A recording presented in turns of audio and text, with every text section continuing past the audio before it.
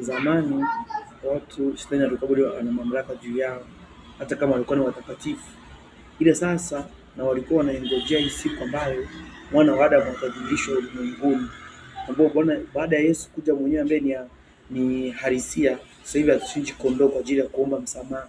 Kwa hiyo Yesu alishuka kule kuzimu, akamwona shetani funguo na za kuzimu, kwa akawa hana uwezo wa kuwatishia watu wa Mungu na mauti na kuendelea kuwashikilia kuzimu.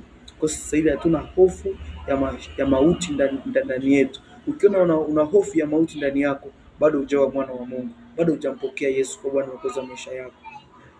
Alafu au watu ambao ni wachawi au mawakala wa shetani, shetani hawezi kuwapeleka kuonesha kuzimu, sababu akionyesha kuzimu ni ya mateso. Wote watamwacha shetani, watamgeukia Mungu. Kwa hiyo unapopeleka pale